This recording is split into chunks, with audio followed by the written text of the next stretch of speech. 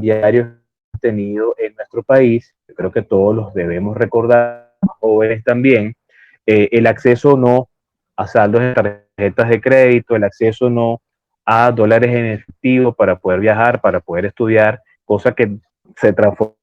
radicalmente y que desde el año 2016 y 2017 prácticamente nosotros en Venezuela pues comenzamos a ver una escasez y una dificultad muy grande para tener acceso a moneda extranjera. Es allí cuando ya Venezuela tenía el 2013 historia de operaciones en local Bitcoin, por ejemplo, ya habían algunas comunidades originarias de estudiosos, de interesados por tecnología, por la innovación que representaba el tema Bitcoin en el país. Somos uno de los países que los early adopters ya estaban aquí tratando de ver de qué iba todo eso. Y lo cierto es que muchas personas en principio se acercaron al tema de los criptoactivos como una forma alterna de poderle llegar a las divisas que en el mercado interno no podíamos conseguir, ¿no? Y es así cuando muchas personas comenzaron a educarse, no solamente en el uso y la comprensión de qué es Bitcoin, qué son las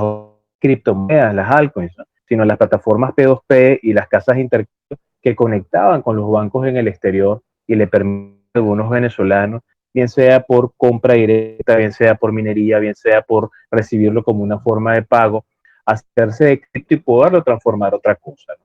Evidentemente, hoy por hoy, en Venezuela, en las comunidades de blockchain y criptomonedas en las que generalmente nosotros hacemos vida, tenemos muchas personas entendidas en la materia. Lo interesante de esto es recordar que una cosa es una comunidad y otra cosa es el resto del país, ¿no? Mientras para algunos de los que estamos aquí presentes es algo obvio y evidente algunos conceptos, recuerden que para la gran mayoría de los venezolanos sigue siendo un tema total y absolutamente ajeno el tema de los criptoactivos, ¿no?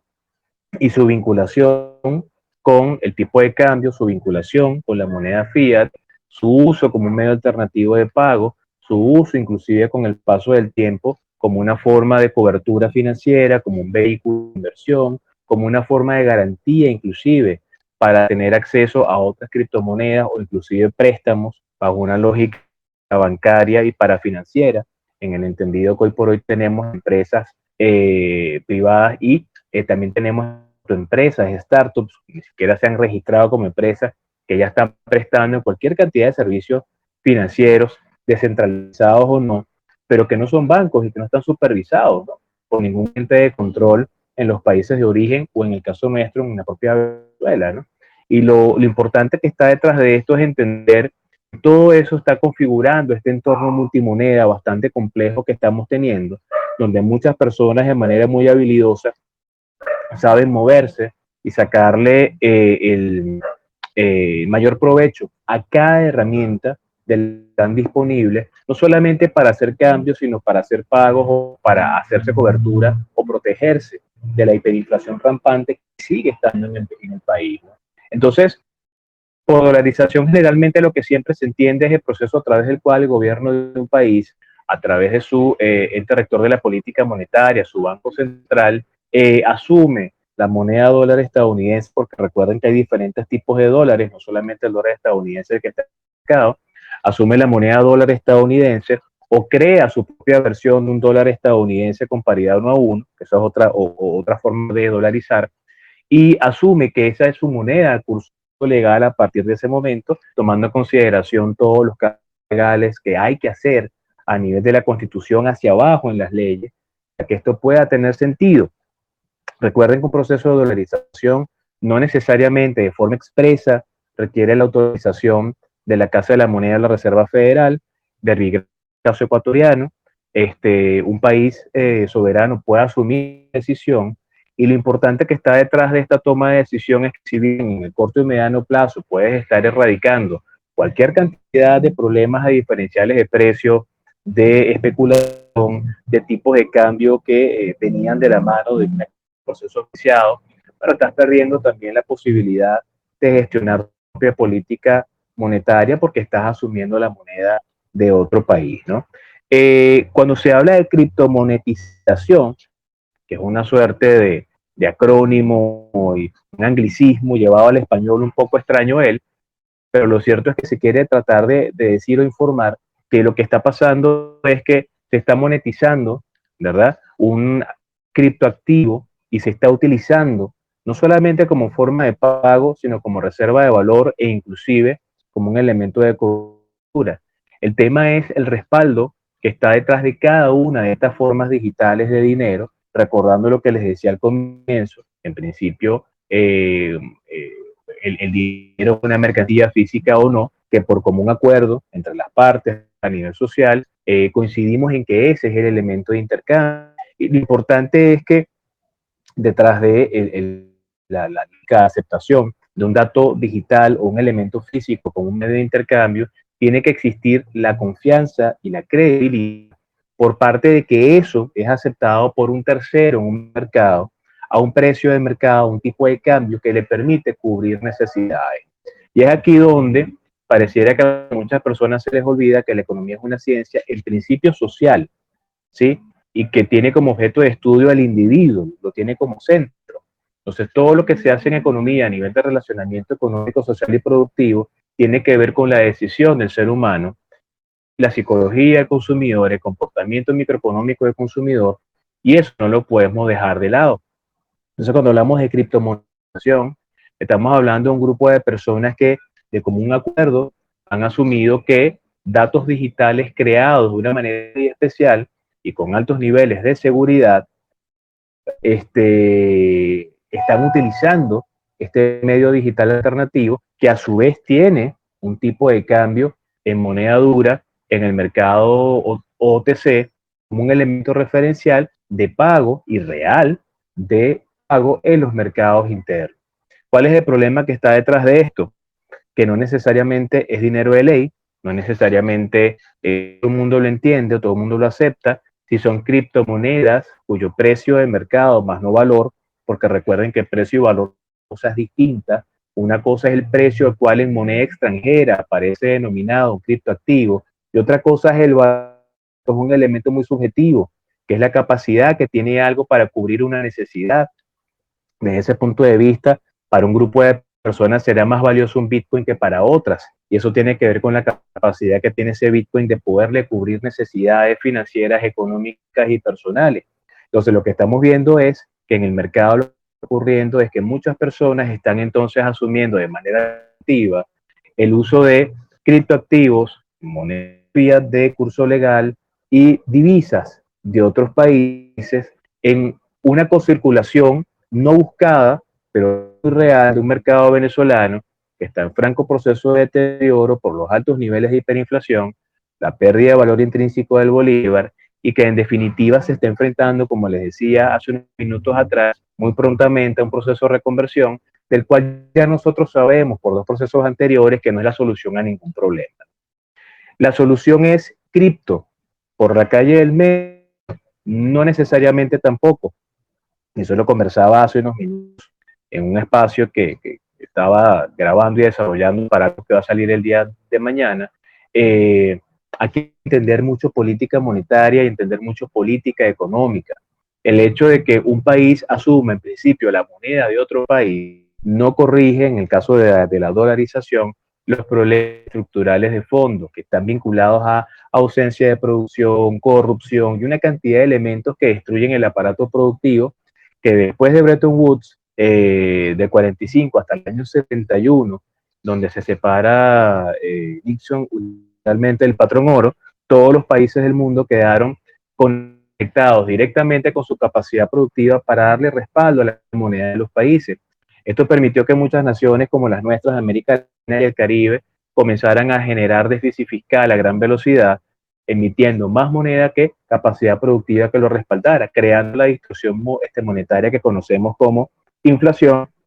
y de no controlarse durante muchos años, como es el caso nuestro, hiperinflación. Entonces, ¿por qué les digo que hay que entender mucho de política monetaria, cambiaria y en general política económica? Porque asumir solamente la moneda de otro país fuera del marco de un plan de acción económica, plan de medidas o de ajuste económico que contemple como bastión fundamental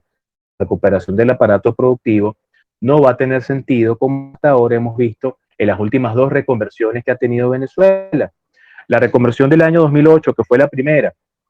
comenzó octubre del año 2007. Y lo cierto es que los niveles de inflación que había, si bien eran elevados, para nada se parecían a la situación que tenemos hoy. Y dentro de todo se justificó ya hacer un cambio de restarle 3 ceros a la moneda de manera nominal,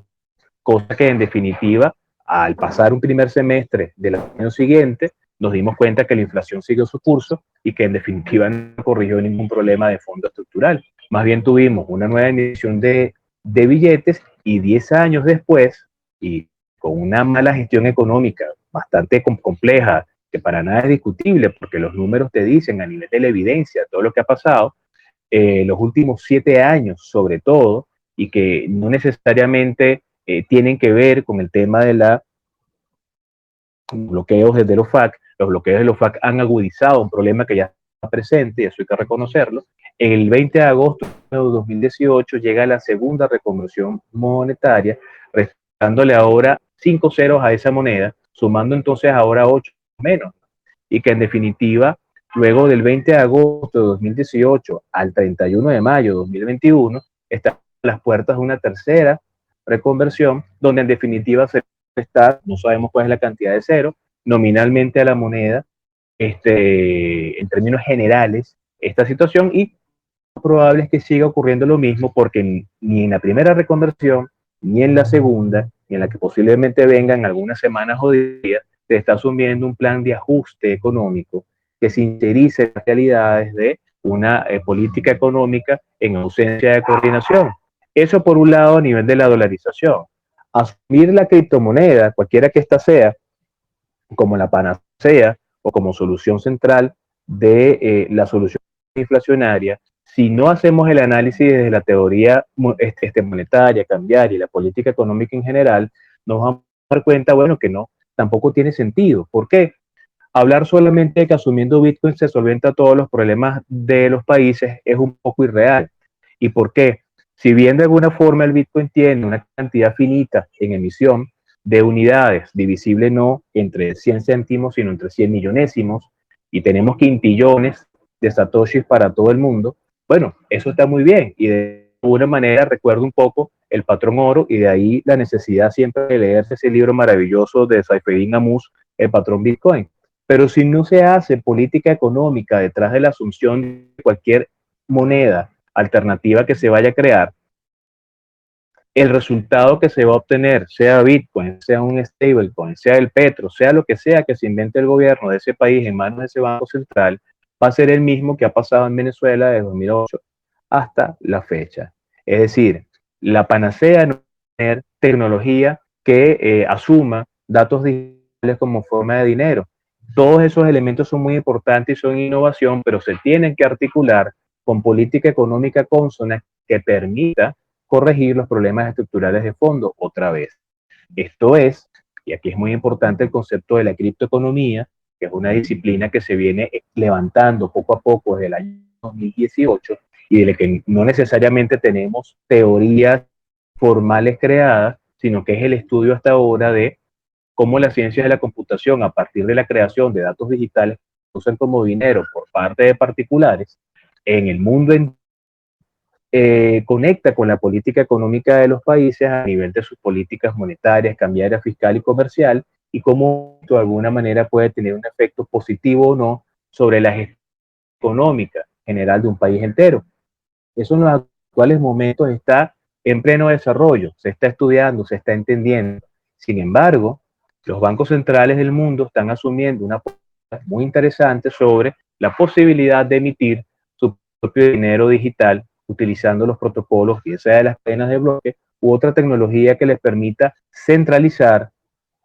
conculcar y quitar el derecho a las personas de poder formar parte de una gran mancomunidad global de validadores de datos, que efectivamente cuando un banco central o un gobierno asume la emisión de una moneda digital bajo la lógica centralista, pierde todas las características y propiedades de ese Bitcoin que hemos leído en ese white paper, Bitcoin, sistema de dinero electrónico par a par, ¿sí? Entonces, ¿por qué es importante entender esto? Porque hay que despertar de ese sueño de que solamente una criptomoneda todo lo va a solventar. Una criptomoneda en el marco de una política económica orientado a recuperar el aparato productivo, a tener disciplina fiscal, puede funcionar como un buen mecanismo, una buena vía para adecentar, generar transparencia en la medida en la cual no sea algo centralizado por parte de, bueno, un partido o poder central, sino que sea una visión distinta, un poco difícil, porque los bancos centrales tienen la cultura y la historia de tener el monopolio de la emisión de monedas, pero además de la gestión de la política monetaria y cambiaria. Entonces, hablar de dolarización y criptomonetización son elementos importantes de una nueva visión de la economía que en los actuales momentos se está construyendo y principalmente en países como nuestro, donde las líneas tradicionales de la política económica se han borrado por la propia ausencia de coordinación, la propia ausencia del debido proceso y la debida diligencia de muchas actividades vinculadas con las propias monedas tradicionales, han hecho que los países, por lo menos en el caso nuestro, se conviertan en este escenario, este gran laboratorio financiero y social que es Venezuela, donde cada persona, y esto es bien importante, y ya lo digo para cerrar la intervención, cada persona con el conocimiento que pueda llegar a tener sobre cada proyecto, sobre el conocimiento que pueda llegar a tener sobre cada billetera, cada ecosistema, el desarrollo de plataformas que permitan la interoperabilidad entre cada uno de estos mecanismos para financieros. Si una persona puede educarse y puede enterarse, y puede estudiar la forma de conectar todos estos elementos dentro de este desastre económico general que podemos llegar a tener, puede conseguir un camino o diferentes caminos para protegerse dentro de esa ausencia de control fiscal y de política económica que medra su poder de compra. Porque recuerden ustedes que si los que estamos presentes en este grupo el día de hoy, en principio escuchando y ahora conversando sobre este tema, solamente recibimos pagos en bolívares y ese bolívar pierde su valor intrínseco a gran velocidad todos los días, no solamente es la moneda la que pierde valor, es el trabajo que representa esa moneda que en contraprestación fue recibida por nosotros el que también está perdiendo valor.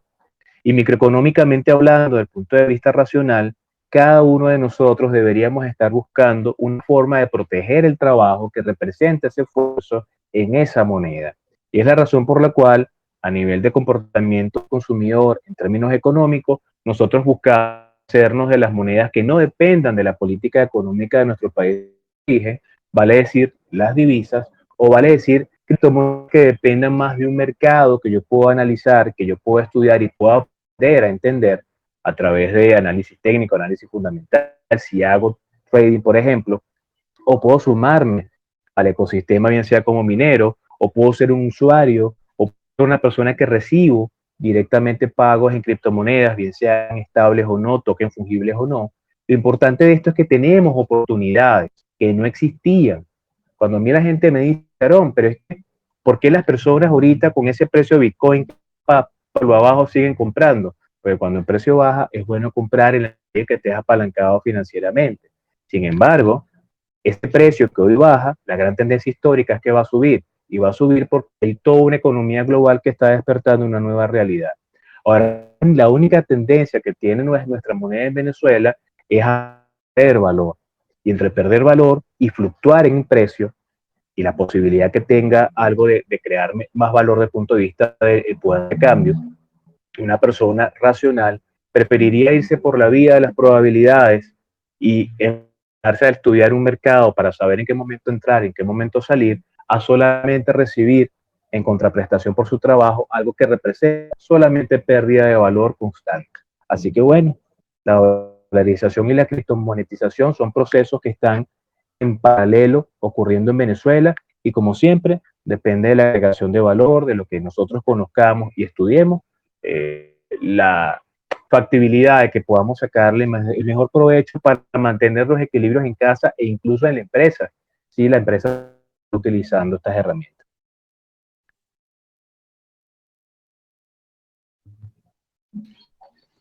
Excelente intervención, profesor. Disculpen entonces a toda la audiencia por mi falla de conexión. Disculpe, profesor, por llegar tarde también, pero lo que escuché fue muy, muy ilustrador. de la criptomonetización y la dolarización. Bueno, lo poco que puedo agarrar aquí, profesor, para la moderación,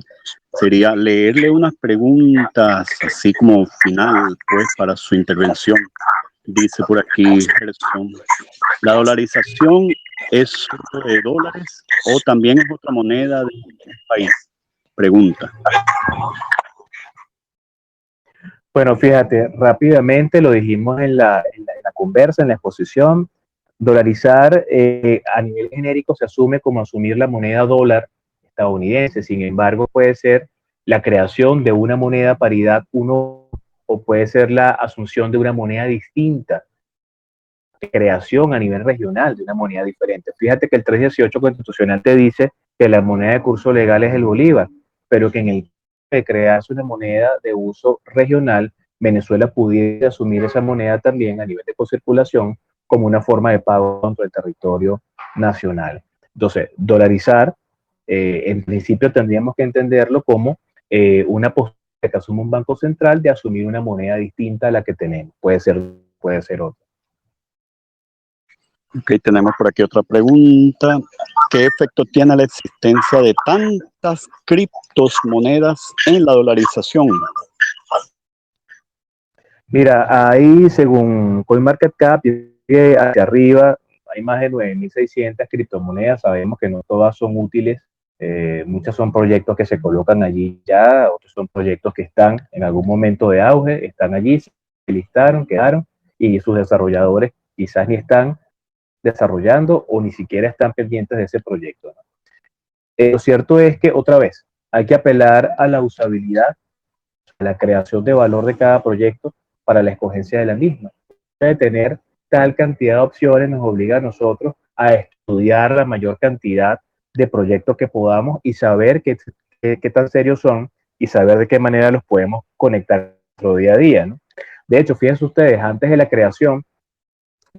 bancos centrales, que desde 1830 se está intentando crear esta figura en diferentes ubicaciones del planeta. Uno de los bancos más antiguos es de Europa y viene más o menos de esa época. Pero antes de la creación de los bancos centrales, como una institución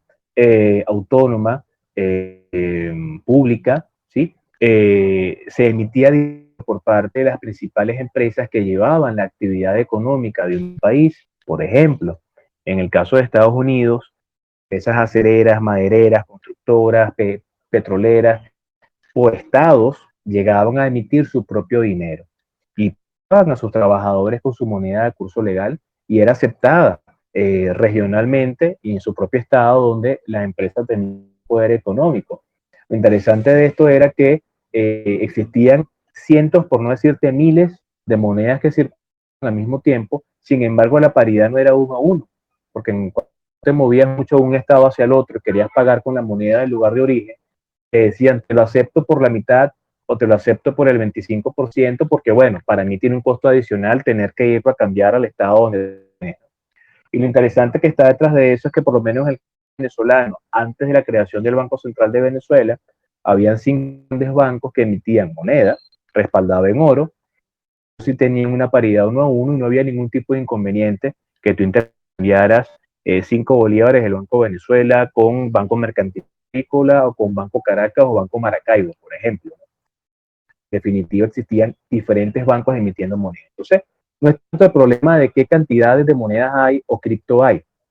es cuál efectivamente crea valor y cuál efectivamente es más utilizada, ¿no? Y eso tiene que ver con la confianza, la creencia y la fortaleza que está detrás del emisor. Y es allí donde las empresas por hoy tenemos que entender que tienen que trabajar mucho hacia adentro de su estructura, fortalecerse, si son empresas, entonces como grandes entidades de tecnología, respaldan ese proceso y tienen que generar mucho más alianzas para poder llegar a la mayor cantidad de personas, bueno, con mayor seguridad. Ok, excelente. Tenemos otra preguntita por aquí de Gerson. ¿Existe alguna criptomoneda legalmente instituida, así como el dólar? Mira, se está en proceso de creación de diferentes criptomonedas activos o criptomonedas de bancos centrales que tendrían todo el aval del Banco Central del país y de las normas y leyes y constituciones de los países de origen. Ustedes deben conocer el caso de Riksbank con la ICRONA, que desde 2017 están estudiando su